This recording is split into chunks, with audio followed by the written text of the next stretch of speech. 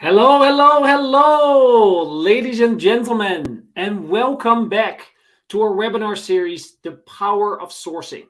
And we're already at our fourth edition. My name is Adrian Kolf, and I'm the co-founder and CEO of Matcher, co-founder of Pantala. I'm an investor and public speaker, but most importantly, I will be your host today. And before I announce our fourth speaker, let me tell you a little bit more about what we do with Matcher. Because with Matcher, we provide embedded talent teams to fast-growing companies. Companies like TikTok, Booking, Stripe, Revolut, Mira, and Grammarly are all companies that we worked for or that we are currently working for.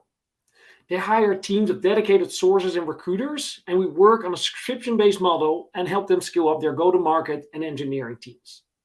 So if you or anyone that you know could use some help with hiring, please let us know because we would love to help and support you.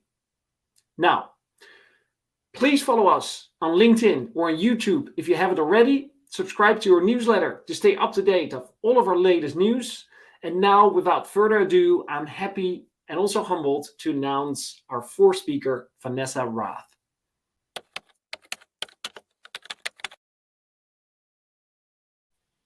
Hey, Vanessa! So good to see you. See you too. And fun fact, 3 weeks ago, we actually saw each other in person, Vanessa, in South Africa. So brilliant. We need to do it again. Come back and visit. It was amazing. Many reasons to come back to South Africa. What an amazing country. And thank you so much for coming to the meetup that we actually organized in Cape Town, which was phenomenal. Vanessa, before I give the floor, so to speak, to you, is it correct that you're experiencing maybe some troubles with load shedding and power out?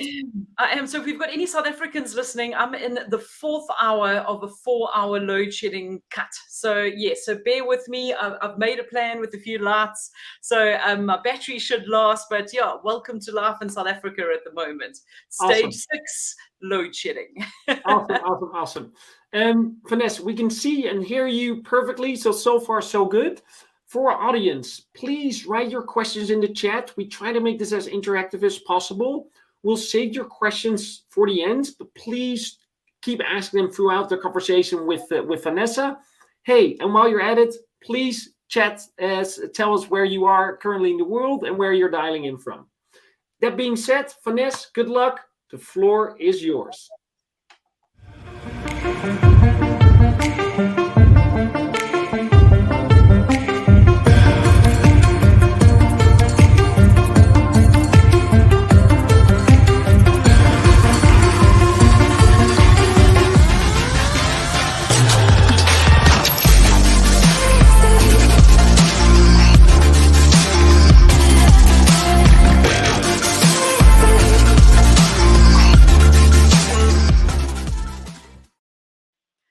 Awesome. I can't wait to get started. So let me get cracking with this. So as Adrian mentioned, we were actually hanging out in Cape Town 3 weeks ago, which was brilliant. And this is why we decided that I was going to talk about, some things around South Africa, the way that we source and recruit here, because it actually is relevant to anyone trying to source and recruit anywhere else in the world. So the topic is, so you think you have diversity issues? Ask the South African, because as you know, South Africa is a beautiful country. Adrian and I were just talking about how he misses his morning runs up the mountain and swims and all of those things. But we also have that horrible history, the history of apartheid, which is one of the legacies that the Dutch unfortunately left us with. They left us with some good things. Apartheid wasn't one of them. So I want to talk very candidly today, very honestly, about apartheid and the diversity issues that it has left us with in the country. So a couple of things that I want to chat about just before I get started. For those of you who don't know me, let me introduce myself. I'm a global talent sourcing trainer. I have trained teams globally from Seattle to Sydney. I love what I do. I work all odd hours delivering my training, but I think it's absolutely amazing to see the difference in the way people source after they've completed my training. I still work as a freelance sourcer, so I like to think I'm in the trenches with all of you. I'm also battling to find that tech talent that is eluding you guys. So I really feel that this helps me to keep my training up to date, as this is something that's really important to me. So this year I've been really busy. I've been building my online academy. There is the link. If you've got some time, go and check it out. I was super excited last week. I launched my first course of 6. So there's more to come. Watch this space. So at the moment, I'm currently at home in Johannesburg in South Africa, and I firmly believe that my superpower is my ADHD, or otherwise I refer to as ADD in high definition. So there's a lot of sources who suffer from this, and it's just something that I like to share because I think it's going to give you the edge.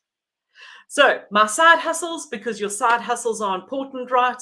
The side hustles that I have at the moment is I do a lot of keynote speaking, traveling around the world, delivering keynotes, which I thoroughly enjoy. And I also spend a lot of time in the South African bushveld taking photographs. And these are some of my photos that I thought I would share with you.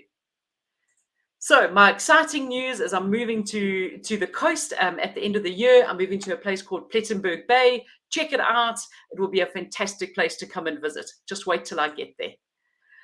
Right. So my academy and my thinking around sourcing is built on 3 pillars. So I just want to discuss these with you quickly. The first thing is I really want to highlight the importance of when you're working in this industry, that you have a solid digital footprint. This gives you a lot of credibility. It gives you the kudos that you need online. It's going to increase your response rates when reaching out to passive talent. And it's going to allow you to be doing things like this by being part of this amazing Match HR webinar series. Also, the other thing that I believe you need to get really good at if you're going to be a good sourcer of talent is go and look for talent where nobody else is looking. Get away from your local job boards, get away from LinkedIn, get away from just relying on a database. Learn how to write good Boolean and how to X-ray into platforms and use the whole internet because it's there and it's for free and it's at your fingertips. And the final thing is all about your messaging. What are you saying to people when you're reaching out to them? Are you personalizing your outreach? How many emails are you sending? And these 3 things, if you can master all 3 of these things, you're going to be an amazing sourcer of talent. So let's just have a quick look at what we're looking at in today's presentation. I want to talk about our Rainbow Nation because that is South Africa's nickname. We've got so many different vibrant colors of people here that we refer to ourselves proudly as the Rainbow Nation. I want to look at what is diversity and inclusion to make sure we're on the same page. I want to talk about my journey growing up in apartheid South Africa and the impact that it's had on me and the way that I now have to go through my career. I'm also going to talk about the current situation in the South African recruitment industry. And of course, I'm going to leave you with loads of tips of how you can do better when it comes to your diversity hiring. So by all means, put some comments into the chat. I'd love to know where you're dialing in from today. And also any questions I'm going to save until the end, and then Adrian and I can discuss them. Brilliant. So in true South African style, I would greet you if my pronunciation was a little bit better in all 11 official languages. And this is just to highlight how we really are such a diverse population. We really are the Rainbow Nation. So you can see we have 11 official languages, almost as many as public holidays as we have. And what I want to highlight here with all of these different languages, we can't just class people that live in South Africa based on the color of their skin, because there are different groups of people, there are different tribes of people who all have different dialects, different cultural differences. So here we can't just refer to people by the color of their skin, which is also a challenge for us. Now, I want to talk to you about my journey with diversity and inclusion. Working in recruitment for the last 15 years is obviously something that is the forefront of everyone's minds at the moment. And when I used to stand up and present at conferences and talk about diversity and inclusion, I always used to start with this quote, that diversity is being invited to the party, inclusion is being asked to dance. And Verna Myers is a lovely lady. She came up with this. And once I was delivering a keynote presentation here at a conference in Johannesburg, must have been about 300 people in the room. And a friend of mine actually popped up and out of the audience in the middle of a keynote, a good friend of mine, and she actually said to me, Vanessa, who's going to choose the music? And I thought, wow, I haven't actually thought about it. So here's a picture of me with my good friend Lorata over here. And she was trying to get across the point that, you know, she says that black people feel the music when they dance. She was referring to her people, and white people like to sing along to the lyrics because, let's face it, white people can't dance really that well. So it was such an interesting analogy, and this has always stayed with me, and it was probably the question that sparked my journey around diversity and inclusion, because I suddenly thought, I can't keep talking about diversity and inclusion and trying to sum it up in a clever quote. So this is something that really stayed with me. And then I realized is that in South Africa, things are actually quite different. So let me talk you through what happens when we go to a typical intake meeting in South Africa. You go along as a recruiter or sourcer, you meet with a client, and this is pretty much how the conversation goes. They tell you, we want to see a marketing manager or whatever it is in the candidates. So they'll say, we want you to find us a marketing manager with at least 5 years of experience, and they must have an SEO certification. So that's fine. That's pretty standard. That could be an intake meeting anywhere in the world. Also, this you could add in, experience in the FMCG industry would also be advantageous. But what we get is we get things like this.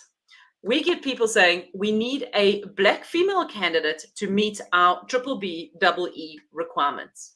So what we have in South Africa now is we have this situation of where it has become law, diversity hiring has become law, where in other countries where I go and present and do training in, it's a nice to have. So from a South African's perspective, I want to chat to you about what we can do before it becomes law. And I understand why it becomes law. I'm not disputing that at all. I just want to give you some tips and tricks around this to help you to become a better sourcer of diversity talent. So more about BBBEE just now. What I want to focus on is what happens when diversity actually becomes law and it's no longer just a nice to have within your organization. So the first thing I'm going to do in this presentation is I'm going to talk to you about my journey growing up in apartheid South Africa. And if you have a look at that ugly brown building on the left-hand side, that's actually where I was born. That is a hospital on Durban beachfront. I was born in Durban, a prime location there for a hospital. And I was born into what we refer to as apartheid South Africa, where the minority, we had a small group of predominantly white gentlemen, and it was way more males than females, were leading the country. And that was just the way that it was. So just to go back, and I found some photographs of, growing up, and I want to share them with you. So if we start with the latest one, 1956, which if you think about, or the one furthest away, 1956 wasn't actually that long ago. Yet we have two gentlemen here walking past a sign that says, "Caution, beware of natives." Shocking, isn't it? Then we move to 1962, where you've got a whole lot of children playing in a paddling pool, having fun. And there they've got a big sign saying, "For European children only." And then 1976, which is a fantastic year, the year that I was born, you can see at the beach that only white people were allowed on that section of the beach. So this is quite shocking to see, isn't it? And for me, this still isn't that long ago. So what I did was I went rooting around my parents' house, and I went to go and find my old school photographs. And the one that I could find from furthest away back was 1985. And here's a picture of me. I was probably in my third year at school. And the problem is that where are the children of color in my class? There's only white children in this photograph. And that is because when I grew up in South Africa and I went to school, there were only white children who were allowed to go to the school that I went to. And this translated also into the suburbs and the areas where people lived. I lived in an area where there were only white families. It was very, very weird, because how did we get to interact with people from different cultural groups? How did we get to understand people? How did we get to make friends? So this for me is something that was just the norm. It really and truly was. I always wake up and I thank, my stars that my parents raised me to treat everyone the same. That, it didn't matter what people looked like, you respected your elders and things like that, because it really did have an impact on me later in life. So if we fast forward here, we've even got color photography. 1986, I was 10 years old. We still have a situation at the beach where you could only have white people on a certain part of the beach. Also, if you have a look there, if I wanted to go to the bathroom in town, I remember once being in town with my nanny who helped to raise me, a wonderful woman, and we couldn't actually go into the same bathroom. She had to go and drop me off at another bathroom at 10 years old to go to the toilet while she waited outside, and then I had to wait while she went to her toilet. Shocking, isn't it? But this is the way that we grew up in South Africa. Then we had a massive change. And in February 1990, we just celebrated the anniversary of this. This great man, Mr. Nelson Mandela, I'll never forget, I was presenting at a conference in the US and I said, does anyone know who this is? And someone shouted out, Morgan Freeman. And I was like, no, it's not him. I said, Nelson Mandela, here we go, with his wife Winnie, was released from 27 years imprisonment. And this was the start of the breakdown of the apartheid government. So it took some time because now we're living with a big population of people who didn't have any kind of national insurance number, ID document, social security number. So that all had to be sorted out so people could vote. And I remember in 1994, I was in my final year of school. We actually got the week of school. So you can imagine as 17-year-olds, we were over the moon. But we got the week of school because no one was sure what would happen in South Africa. Would there be civil war? Would there be anything that we couldn't be at school for? And they decided to just let everyone stay at home. And it was the first time that all South Africans could vote. I mean, literally, this is going to be 30 years ago next year. The queues were so long, they set aside 3 days for voting. The queues were so long that eventually they had to open up the voting stations for longer. I think we ended up having 6 days of voting instead. I just couldn't vote in this election. So this is what happened in 1994. Shortly after that election, which was in April, you can see I have 2 children. This was my final year class. I went to an all-girls school. We had 2 children of color. We had one Indian lady, lovely Indian lady, and we had one black female, Nasipo, also a wonderful lady, who now came to a school that was deemed to be the whites only school. And it was amazing for actually the first time in my life to sit down at break, to eat my sandwich and to talk to somebody else properly on the same level and talk about their background, where did they live, what did they do for fun on weekends, because this is something that had been prohibited in my upbringing because of the nature of the government and the law that we were living under. Then we had another turning point, 1995. South Africa now hasn't played any international sport because we had sanctions against us for several years because of the apartheid government. And 1995, we were allowed to host the Rugby World Cup. Now, anyone who understands South Africans knows we're absolutely rugby mad. And what happened is we won the entire tournament. We were the rugby world champions. Now, this was such a definitive moment for South Africa as a nation because we had recently changed. We were the only country in Africa that there wasn't civil war when there was a change from a white government to a black government in the colonial sense of the word. And here we have Nelson Mandela giving the captain, the Springbok rugby captain, thanks, Maria. Yeah, absolute fan of this moment in history. The Webb Ellis Trophy, as we were the winners of the rugby. I still get goosebumps when I talk about this. I can actually see them. So this was just an amazing moment in history. Nelson Mandela, amazing man, came onto the pitch wearing a Springbok rugby jersey with number 6 on the back, which was the number of the captain. So complete unifying moment. Now what you see happening is I went off to varsity, 1997. This is my final year at varsity. And finally, my class is much more representative of the South African population. I mean, at any given time, the South African population of white individuals has only ranked around 12 to 10% throughout my lifetime. And now you can see all of the other photos were completely disproportionate. And here you can see, again, fantastic years at university and got to really spend time with people and get to know people from other cultural backgrounds. It was amazing. Discovered some of the best cuisine that I have ever eaten in my life. So yeah, just amazing. So then I decided from 1997, I went off and did my own thing. I traveled a bit. I lived in the UK. I taught all over the world. I worked as a scuba diving instructor all over the world. And then one morning I woke up and I decided, in 2009, that's it. I'm coming back to South Africa and I want to make a difference. Things have changed there. I've changed as a person. I have now gone and met people from all over the world. I've lived in London. I've lived in the US. I've lived in Thailand. I've now lived in East Africa. So I've lived in Kenya. I've lived in Tanzania. And I want to go back to my country. I want to give back and I want to make a difference.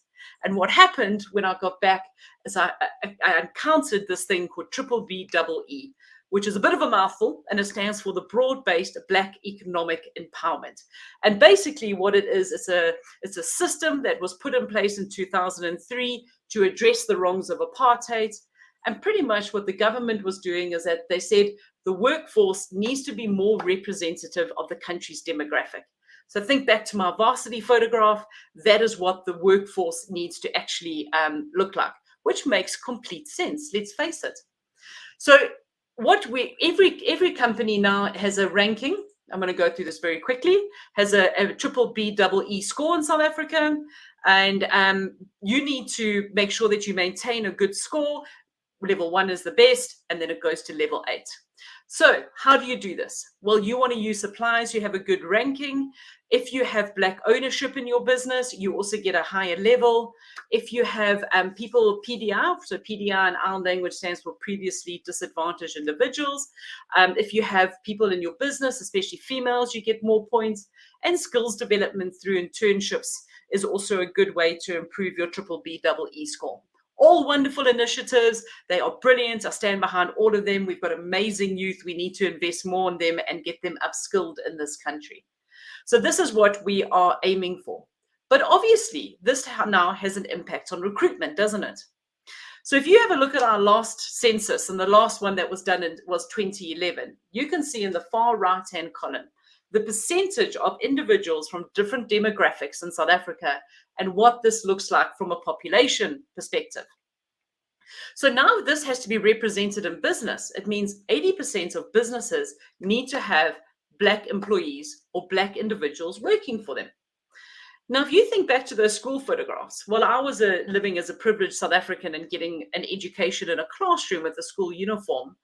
Some people that were my counterparts at the same age could have been being educated outside under a tree, 100 kids in a classroom. How can you compare the education, that type of education, with my education? It's an unfair practice.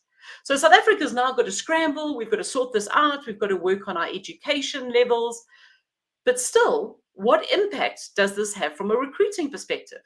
And we all know, we don't even need to look at the stats because there are loads of stats saying that diverse teams of individuals, they perform better, they are more profitable businesses, they appeal to a wider range of individuals. We know all of this, okay? So we want to do it. South Africans want to get this right. But the challenge comes into play over now when you also throw this curveball into the mix. And this is the latest stat. I saw someone signing in from Nigeria, so how's it, my cousin from up north? But if you have a look at this graph over here, this shows unemployment rates in Africa in 2023. This was literally released in January. South Africa is actually topping the table. So we're supposed to be the most progressive, first world country in Africa, and yet we're sitting with a 30% unemployment rate, which to be honest with you, I believe it's a lot higher than 30%. I think these are underreported stats. But you can see over here, that's not great, considering we're supposed to be the most progressive nation in Africa. Interesting, huh? So now we have to work hard to find Black females. They were disadvantaged for 46 years, so they didn't get a proper education, weren't allowed to go to the same universities as white children, didn't go to the same schools. So now they're in a free South Africa, which has only been like this for 28 years. But now these poor people must now go and work in C-level positions across businesses. And this is becoming, it has been a challenge from a recruiting perspective to find people with the right skill set and the right experience. And also talking to a lot of these people who are now my friends and people that I socialize with, it's difficult because a lot of people feel like, well, we only got this role because of, our gender or our racial group. No one's given us the training. They just expect us to know these things. So you can imagine this is all fueling the whole racism side of things that happens in South Africa. So we have a lot of challenges here. So that's why I sarcastically titled this presentation. So you think you have diversity issues? Ask the South African. Because now that you understand our history, you understand what it was like and how it is now with our unemployment rates, with trying to get people up to the right skill levels. How do we now go and source diverse candidates in South Africa? So what I want to do now is I want to leave you with a couple of tips, a couple of things that you can implement that we do here that just comes to us naturally, to be honest. I found South Africans to be the most phenomenal sources of diverse talent because it's something that we not only have to do for law, but a lot of South Africans feel very passionately that we're going to do this because it is the right thing to do as well.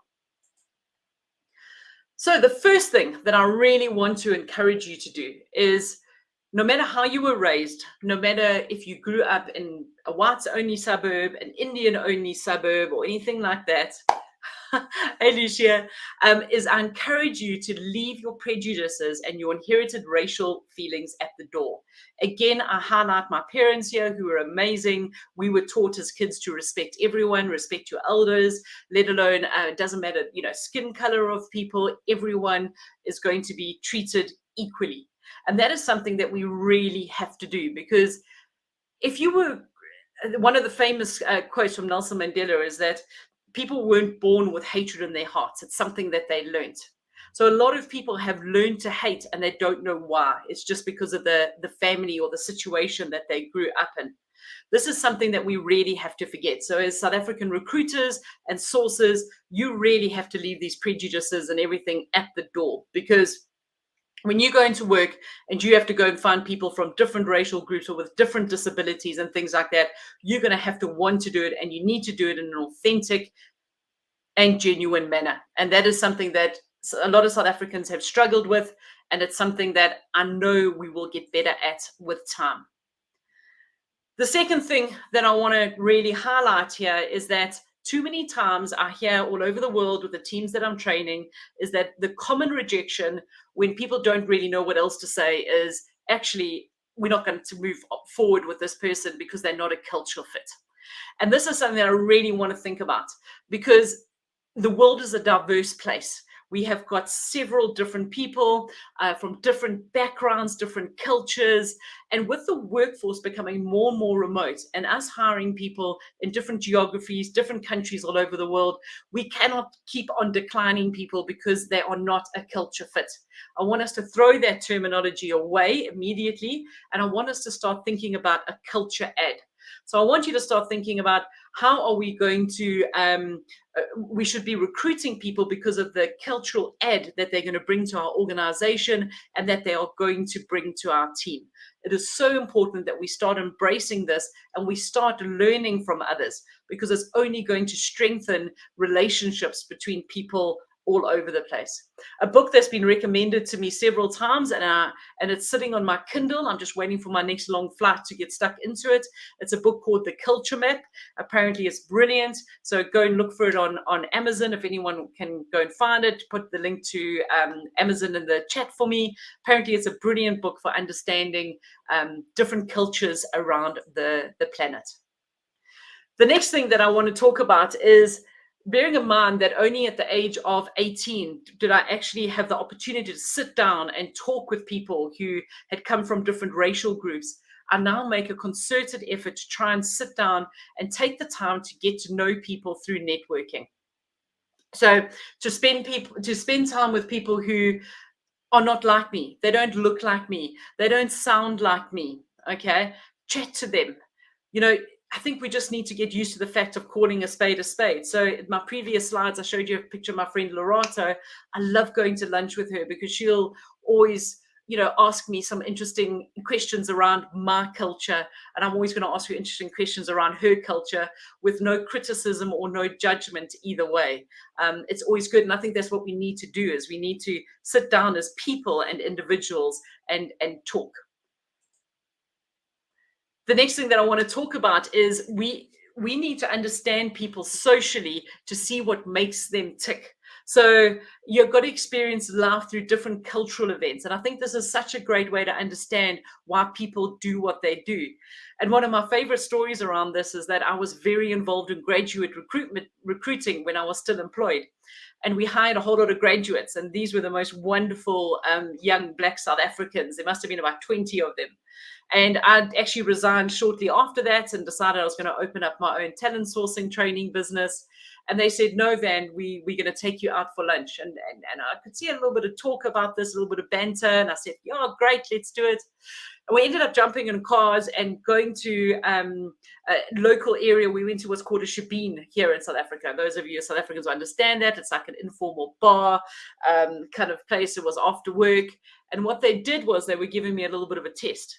And they ordered a whole lot of plates of things that we could share. And some of these were walkie-talkies. So I don't know if anyone here is South African.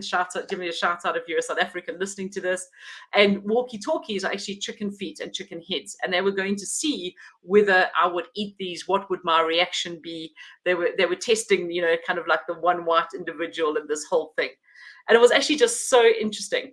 So these days I'm a vegetarian, so I wouldn't go near those at all, but I did try them and they actually weren't half bad.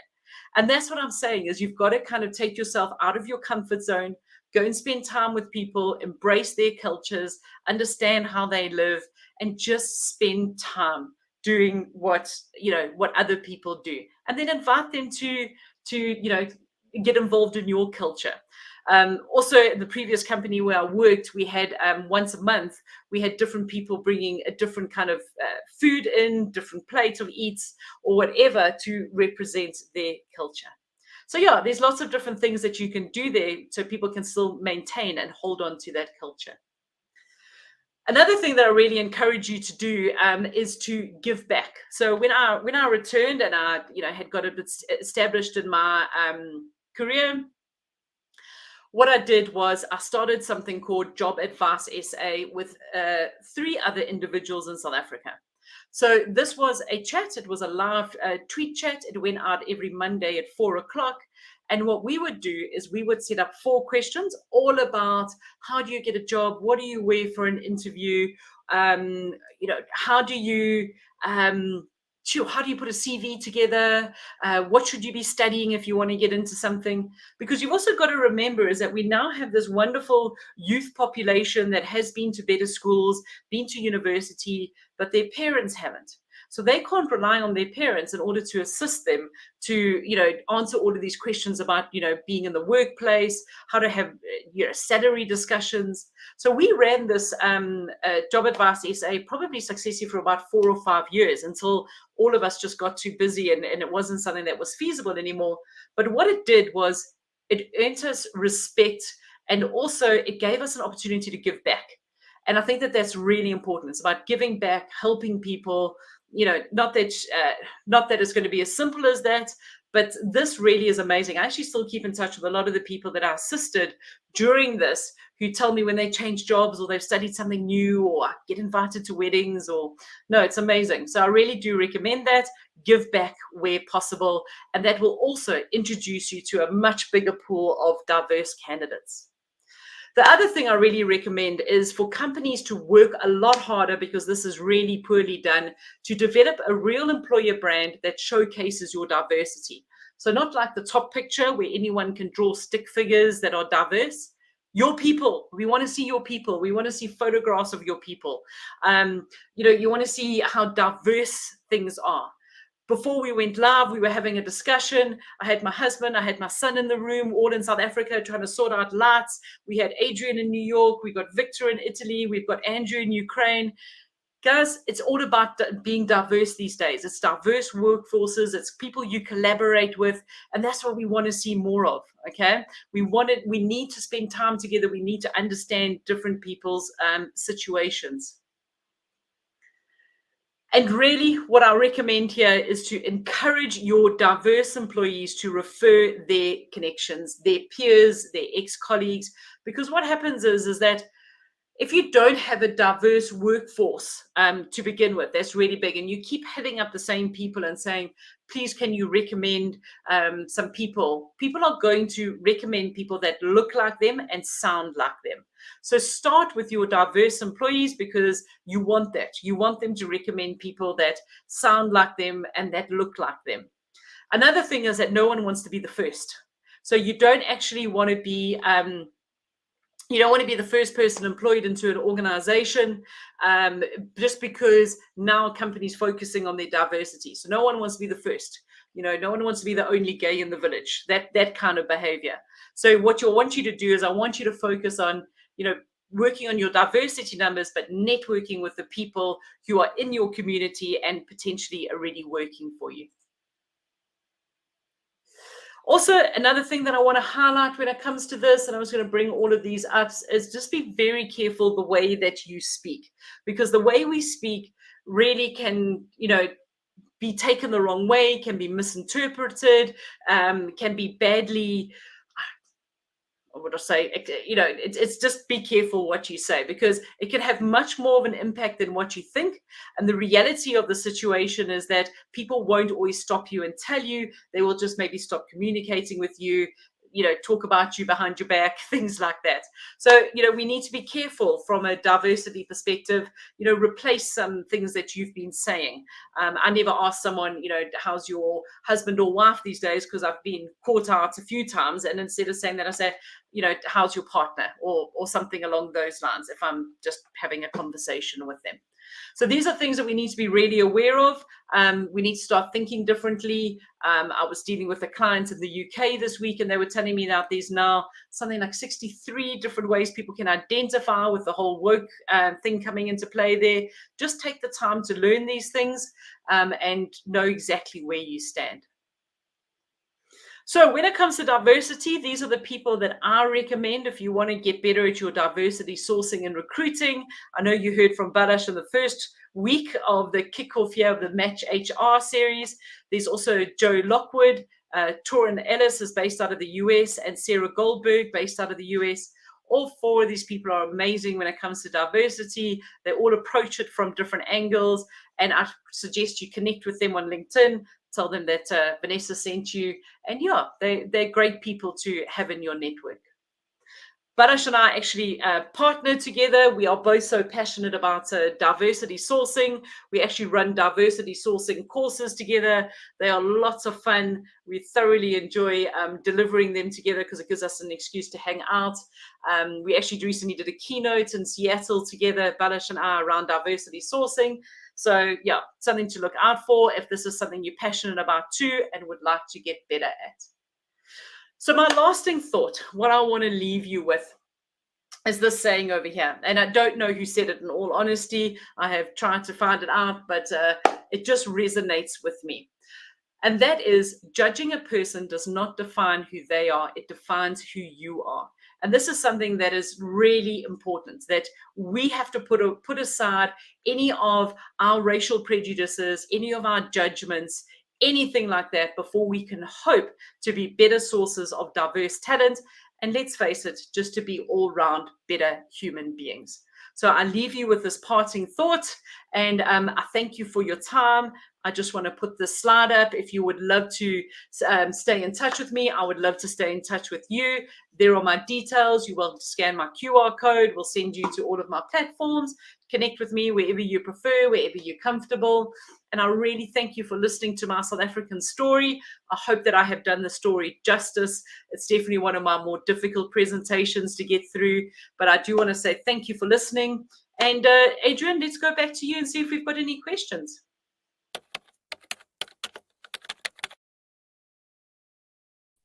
Hey, Vanessa. Thank you so much for sharing your very personal story, actually, and weaving your own history into what diversity actually means and inclusion means for you, Vanessa. Thank you. Yeah, and we definitely had some South Africans in the chat, so they were definitely rooting for you and recognized many of the things that you shared about the South African history and where you guys are now and some of the challenges that you face. Thank you very much. Yeah, it's, as I say, it's always one of the more difficult ones to present. I'll never forget when I did a similar presentation for the first time. I think it was back in 2018, and I presented in Seattle. And I mean, I presented a keynote after Glenn Cathy. I mean, for heaven's sake, who wants to go after Glenn Cathy? He's just stood on the stage at SourceCon and presented. And I was the next speaker. And I spoke about, my history, my journey, and diversity sourcing and those kind of things. And there was just no reaction from the crowd. And, I'm always the funny speaker and interacting and those kind of things. And I could see people passing around tissues. I could see people getting upset. And I thought, this is it. I'm bombing it. This is my last trip to the States to present it and do a keynote. But it was so differently received in a US audience compared to when I deliver this in other countries, because everyone's had a different journey with, their upbringings and, different feelings they've had. You find a lot of people maybe have been bullied, but they haven't been able to talk about it. South Africa's just always been under the microscope when it comes to this, because we gave it a name, and we had apartheid, and now it's having a lasting impact on the way businesses operate and the way we recruit. So for us, it's pretty normal to have this. I wish more countries could have more bold conversations like we're able to have. Yeah. And do you feel that people were passing tissues because it resonated so much with them that you were open and frank about your story and what was happening in South Africa? Adrian, to be honest with you, all I needed to do, like after every presentation, I just needed to go to the bathroom. I just needed to go to the bathroom. You drink a lot of water. And I literally was in that room for about an hour, maybe an hour and a half, just answering questions, people coming up to chat with me, thanking me. Thank you for standing on stage and talking about racial issues. No one does this in our country. Those kind of things. Because as a South African, I think we've just so used to it. We've grown up with it. We're quite comfortable having those discussions. Yeah. Well, again, thank you for sharing that. Thank you for sharing that story. I am a big fan of the book that you mentioned. The Culture Map. Good. Okay. As I say, I've got it. I just need to finish my one business book, and then I'm going to start that one. Such a powerful book. And it really helps you understand different cultures, where they naturally come from when they make decisions, how they give feedback, how hierarchy works. And I realized over time is as the Dutch were very direct, we're on the far left side of any of the skills mentioned in the book, and how I was perceived by other cultures in terms of my way of communicating and messaging. So I know that the Dutch are very direct. In South Africa, we got a lot of Dutchness, and we also get accused of having the same thing. So are you consciously aware of that with your interactions with other people after reading the book? So I'm not consciously aware of it, because it's so engraved in who I am and how I communicate.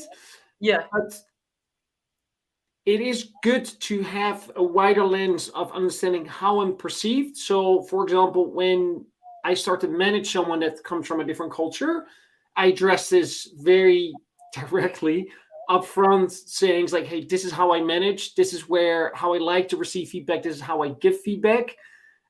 Just be aware of it. This is also where us Dutch people come from in terms of how we just do these kind of things. So it has nothing to do with you. You might see me as being too direct or offensive even, but no, that's just the way how I operate and how I give feedback. And I ask the same question back, right? And I know now, for example, that on the far right side of that spectrum are people from Asia. Very indirect in terms of feedback, right? Don't ask feedback directly from them. Like, let them give that in an indirect way and very. That's so right. Because I've trained teams in Asia, and I'll always, any questions? Anyone got any feedback? Anything they want to say? And everyone's quiet. But then the next morning, I log on, and everyone's sent me an email or a message. And what about this? And check this Boolean string for me, and all of those things. That is so interesting. I have to read this. And that's exactly But just being aware of it helps tremendously, because you probably would walk off stage like no engagement, right? But no, so I was like, geez, no one's loving this talent sourcing. Exactly. But there's probably a lot of engagement going because people are following up with you. But just by their culture, they won't ask any open questions in an open forum. Yeah. I have to. I'm actually reading another very good book. It's called Company of One, which is all about being a solopreneur. Brilliant book. Interesting. Yeah. And I guess that's relevant for you, right, Vanessa? So, sorry, say that again. That's relevant for your journey, right? Totally. Batman actually recommended it to me when I saw him recently in one of our conferences.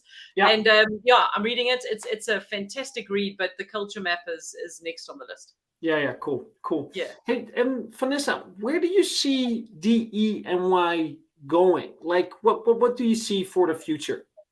So it's actually so interesting because it's always been a thing for us here in South Africa. Like we've always had to go and source diverse talent because of law. Now, when the rest of the countries are catching up and saying, okay, we need to focus on DE&R, the South African recruiters are like, yeah, sure. For once, we like ahead, Yeah.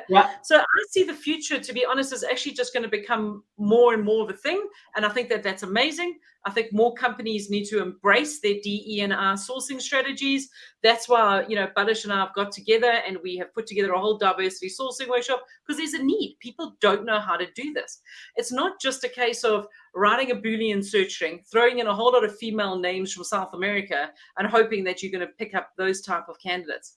It's a lot deeper. It's about getting involved in communities and networking with individuals and giving back. And that's how you get far more involved from a diversity perspective. And I think that it's something that we need to do. And we need to, I see a lot of people that have the title of that they are a diversity sourcer within a company. And I think that that's great. But I also want to see things like it's coming from the top, because one person is a diversity sourcer. If they don't have the support from the organization and the hiring managers, they're not going to be able to make too much of an impact. But if this is something that is driven from the top level, from the C-suite, and the whole company has got their buy-in and everyone's happy to, stick to these targets and everyone knows what they have to achieve, it's going to be so much easier to implement. And that's something that it should just be happening all the time. It's not something that should be DE&R shouldn't be a thing.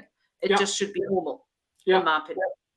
So can you maybe make that a little bit more concrete for our audience, especially because our audience, the majority is sourcing or are recruiters that are also involved in sourcing. They want to start tomorrow and build a more diverse pipeline. Like what would you say, like 2-3 steps that they could take tomorrow? Okay, so first of all, the thing is, I think that they have to start listening. They have to identify the groups out there. They need to listen to what other people are saying and need to start doing things like sourcing and looking at hashtags. So hashtag women in tech, black tech, things like that. They're all very powerful hashtags. See what is already out there and see how you can get involved and how you can give back. So a couple of things you could do. I identified meetup groups. And I found meetup groups of underrepresented individuals, and I offered my time during COVID for free to give them a presentation about how to put a CV together, how to interview better. And you've got to start by giving back and earning people's trust. That would be the first thing that I would do. The next thing would be is just to be more conscious about the type of individuals that you are sourcing, and think if your company's got like a DE&R strategy, focus on that. I mean, you can't go and try and be all things to all people, but find out what is that focus. Is it maybe disability, a certain disability? Is it a different racial group? Is it a gender thing? And make sure that you're identifying those communities. I think that that's one of the biggest mistakes we see from people who want to improve their DE&Rs. They try and be everything. Meanwhile, focus on something, and don't focus on something for 3 months. This is a long-term journey. Focus on something for 2 years. Yeah. And then that is going to be your focus from a diversity perspective. So make sure that you have that somewhere. Someone knows you've got someone who's championing this, maybe in your HR team, or there's a diversity officer or something. And then make sure that everyone's on the same page and get the C-level guys to start driving the agenda, because that's when things happen in organizations. Cool. Another thing to look at is also, from a more technical perspective, when you're sourcing, start looking at sourcing more through images, through emojis. That's also something that's very handy, is that, every emoji has got a male and female of an occupation. So there's like a woman technologist, there's a male technologist, and there's just a technologist. So if you start putting in the woman technologist into your searches, then you are going to start identifying more females. Yeah. So it's just about being more aware, in all honesty, and again having that laser focus on why and which diversity or underrepresented group you want to work with. Great. And Vanessa, how do you deal with companies saying we need more diverse talent and saying like we're only going to hire female software engineers from now on. Okay. And then as sourcers, we go back and, well, like, it's such a small group, but we still need to make the hiring targets. So how do you deal with that kind of like difficult kind of like conversation where companies want to be more diverse, but the talent pool is just not as diverse as That's with a the quality typical benefits South they want? African example there, isn't it? That's we have this problem all the time. I think it's also a lot about educating and managing your client and managing their expectations. And I mean, one of my favorite sayings when I'm training is, for everything we can trust in God, but for everything else there's data. So Yeah. you know what? Seriously, if you've got the data to back it up, Office End, where we were, 3 weeks ago, they have amazing data on stats about, females in the industry. Find your local one. HackerRank is also amazing. HackerRank has just released their global skills report. It was released for 2023. Amazing stats. Okay, you can go and find out so much and share that with your client and educate them. And maybe this is going to have some, time dependencies. Maybe you need a longer time to hire. But I think it's if you can substantiate what you're saying and prove it with data, you shouldn't have any issues. Yeah. Yeah. Amazing. Vanessa, I don't think I see any more questions in the chat. Okay, well, just want to say thanks to everyone who was here. Sam, fellow South African as well. Lucia, good to see you again. Veronica, thank you very much. Good to see you ladies and hear from you. Hopefully our power is going to be back on soon because I could do with a large glass of wine right now. Well, you don't need power for that, right, Vanessa? You're right. Yeah. I don't. Yeah. I just need the lights on my cell phone to find the fridge. Amazing. Vanessa, thank you so much again for coming back to our webinar Thank series. you for inviting me back. Yeah, definitely. It was such a pleasure having you on the webinar series again. I hope to see you in person very, very soon. And if not, we'll definitely run into each other somewhere virtual. Absolutely. Fantastic. Thanks for having me. Thank you, everyone who's listening. Please feel free to connect with me on any of the socials and stay in touch. Awesome. All right, ladies and gentlemen, thank you so much for attending today and watching the conversation with Vanessa and her presentation about diversity and her personal journey of what it was like to grow up under apartheid in South Africa. Now, I'm excited for our next week's speaker, Brian Fink. And Brian will be talking about beyond the I can't pronounce this word, guys, honestly. Pejorative. How to pursue inclusivity while broadening diversity. Different angle that Brian will take, but on a topic that's very relevant to all of us. Brian Fink is based out of the US. He will be our first US-based speaker, and I'm very excited to welcome Brian Fink for the first time on our webinar series. If you haven't already, please subscribe to our LinkedIn page, follow us on YouTube, and subscribe to our newsletter to stay up to date on the latest information. And then, without further ado, I hope to see you next week. Have a great rest of your day, evening, or morning. Goodbye.